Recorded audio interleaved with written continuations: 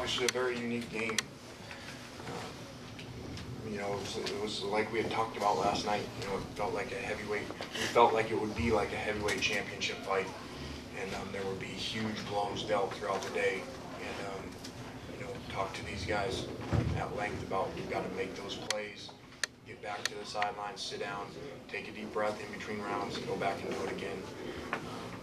Especially these two over here. With how much energy they play with and how many snaps they play. So unfortunately, we shot ourselves in the foot. I think that the game comes down to 3 offensive possessions.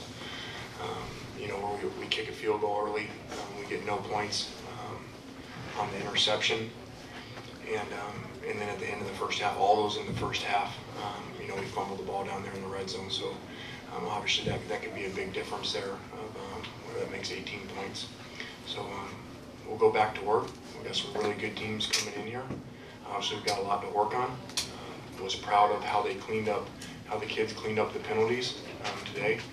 I think three penalties for 25 yards or something. Obviously that's a big increase of where we've been at. So last thing I close with, I think that as I watch the end of the game and as Trojan fans who won't be happy with the outcome like none of us are, I pointed to the second last play of the game and Robert on that play. The game's over, we can't win. And the effort that he plays in, and that's probably his 80th snap of the game, speaks a lot of these kids. Question? Lane, you guys in the second half were matching them and within 3 points a couple of times, and then eventually you had to punt. Was there a feeling at that point of deflation, like this is getting away if we got to punt at this point? No, obviously we didn't want to punt. There were, I don't know if the game's ever had 2 punts combined in it. But, just kept feeling that we'd make a stop. That he'd throw us the ball again like he did earlier when he threw it to Lamar. And that we'd be, something would happen, whether we'd make a play or they would screw up on offense. And so, no, it wasn't that feeling at all. I thought we were going to win the game all the way until, the last drive there. Were you somewhat surprised how easily they moved the ball on your defense? Sure, I was. Obviously, they've moved the ball like that on a lot of people. I didn't think they would do it on us. And credit to them. A lot of really good players. The back played great today, and the quarterback did not make many mistakes, which is unique for a freshman on the road. You'd think there'd be more turnovers today. Marquise, can you describe what happened on that interception in the end zone? It's a setup. On the interception, describe what took place on that interception in the end zone. Great defense. I felt like it was a hold. But, Stop with the great defense. all right. Well, ran a route. The player did what he did. I tried to catch the ball. Luckily, he caught it and turned it over. Kind of looked like a mugging to me. It really was, but I'm not going to complain. It's cool. I'm not much worried about it. He played great. He was holding yes. The ref didn't see it. We just got to continue to play from there. Our main focus from that point on was just continue to go. Lane, you voted your team preseason #1. You have 3 losses now. How much of the onus is on the coaching staff of what's happened here this season? All of it. That's what you do as coaches. For us to have the penalty, we fixed the penalties today. Hopefully that will continue. But for us to have the penalties that we had and the turnovers and the 3 losses, especially the first 2, where we feel like those were ahead of those games and should close those games out. And then today, screwing up. I told the players, we're not pointing fingers here. There's things I could have done better in the game. There's better situations I could have called better plays in. You played back-to-back spread offenses, Lane. Obviously, no one's stopping Oregon in these teams, but schematically, you guys really haven't done well against these offenses. Just talk a little bit about defensively what you need to do and as a philosophical change in order. Yeah, that's a good question. I think that, if you have back-to-back games like that with over 600 yards, we've got to look at what we're doing, obviously.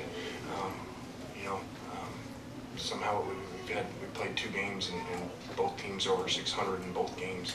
That's not real sound. That's not where we want to be. So we've got to figure out. I do not have that answer for you right now, or else I would have tried to fix it during the game. When you look at Oregon, both on film going into this game and what they did last year you guys at least, they did punt several times last year. Why are they executing, or is that, as you said, maybe a schematic issue? Well, I think they're better. I think they're better. Now, we've got to play better, obviously, but I think they're better than they were a year ago because of the quarterback speed, and now what you're seeing is efficiency in the passing game. He's playing really well, and so if you're going to play them when you have those opportunities, like when they threw them, he made a mistake and threw it to Lamar, we drop it. We beat the left tackle. Wes has a great sack. We've got to find a way to make that a sack custom. You have to make, whenever you play a great team, you've got to make those type of plays in those critical situations because those are game-changing plays, much like the three possessions we talked about on offense. Coach, I know sometimes it's difficult to bring positives out of losses, but I mean, you have to be happy how the offense was able to move the ball up and down the field in the top 5 teams. Yeah, I mean, the first thing we point to is the 3 possessions. We should have done a better job, myself and these guys up here. We could have done better. But I do think, obviously, that there was a lot of really good in the offensive performance today because it's not like that's, a team that is in blowouts all the time or high-scoring affairs all the time. Nobody's really moving the ball on them throughout the year. They're blowing people out by halftime. And you start looking at average per play, they were one of the better teams in the country. And today, they went 8-8 a play, we went 7-7 a play. And over the course of the season, we're probably about dead even as average per play on offense. So I was proud, obviously, of the production throughout the game outside of those couple series. Coach, can you just talk about? I'm sure you have mentioned this, but you scored 52 points. You expect to win that game. Can you talk about playing against an offense like that? Yeah, that's obviously a unique conversation, to have, but I feel like we should have done better on offense, and so you always got to look at yourself. It could have put us in a better situation at the end of the half. The last series there, so we've got to continue to work hard and do better, and then we can look at ourselves on the turnovers too. The yards, back-to-back games over 600 yards of offense, and the quarterback, I don't know, he broke his own record again today, and 7 days away from each other, throwing for 460 and 480 or something. And then Marquise probably has 500 yards in the last 2 games. But with all that stuff, we can still go back and fix some things. We fixed third down efficiency today. We were much better today than we had been. But the turnovers, we still have 3 turnovers. Coach, did you envision, or was that the plan for Nelson to have as big a role as he had today? Yeah, we really felt that Nelson would have a really big game today. Just because we knew that there was going to be focus on these 2 guys, especially after last week. They had the most yards in the history of a combination of receivers in the history of the school. So they get paid to coach, and so they're going to come out and try to shut down 9 and 2. And so we had some things in for Nelson, and he played great. Are you convinced that next time you play these guys that you can't have any empty possessions, that you have to score every single time you touch the ball? No, I don't think so. You got to stop them. You can't play somebody and think that they're going to score every single time and you're going to score every time. We got to make those, like we said, there's a couple plays in there that could change the game. And then we're still in the game on the onside kick too. Our guys did a great job of executing that. Matt, how do you put into words being 6-3, coming back for unfinished business and putting 51 up against Oregon and still losing? I'd say that we still got a lot of football left, and the season is not over, and we got games left, and just got to make the most of those. And you never want 3 losses, in the beginning of November, but at this point in the season, our focus is on Arizona State and Arizona State only. Matt, you could see the frustration, though, on your face of the sidelines throughout the whole game. Can you kind of express the disappointment that you're feeling and maybe where you thought the season was going to go? I don't know about frustration or disappointment. I mean, we knew it was going to be a shootout, and we kind of going to echo Coach Kiffin's words about, I felt like we had to play perfect on offense to score every drive, and those 3 drives that were not productive came back to hurt us. And so I thought our guys put up a valiant effort, especially at the end with how they finished that drive, Robert and all of those guys. And we were moving the ball, and ultimately, it wasn't a good enough effort. In retrospect, Matt, do you think you tried to do too much on that play where you evaded the sack and moved through it and had it picked?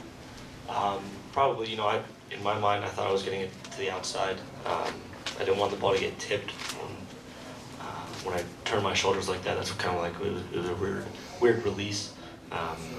But, worse than a pick. So. Matt, from the big picture, did you feel like you progressed from last year to this year? You've obviously put up huge numbers 2 weeks in a row. You probably have a few more interceptions than you would like. Just from the big picture, do you feel like you've made a jump from last year to this year? In certain ways, yeah, absolutely. And the things that I wanted to, and there's always going to be stuff that I'm, going to have to get better at. And I think we've done a great job of moving the ball since the beginning of the season, which was something we needed to fix, and we have. And just got to do a better job putting the ball in the end zone. Matt, how do you make sure these guys don't get too down about the losses? You take 24 hours to take it in, just like you would a great win. And you come back, we'll watch the tape on Sunday, and come back Tuesday, fired up as ever. Matt, questions? Matt, is this about as balanced as this offense has been? I mean, you mixed it up to Randall and Xavier. Silas had some runs. Is this about as balanced as you guys have been this year? This game? This game tonight. I don't know. I'm not really where I'm out there. I'm not thinking about keeping it balanced or only throwing to 1 or 2 receivers. Sometimes it just happens to be that way. In this case, other receivers caught the ball, but I'm going through my progressions and just trying to get the ball into a wideout or whoever's hands, and just happened to be that way today. Matt, you were kind of asked this earlier, but is it hard to wrap your mind around scoring 51 points and losing? Knowing who you're playing, it kind of puts it in perspective. Oregon's been doing this all year, and so we knew it was going to be a shootout like this. And I think we did leave points on the board, which is what I'm thinking about. Thank you, guys. Thank you.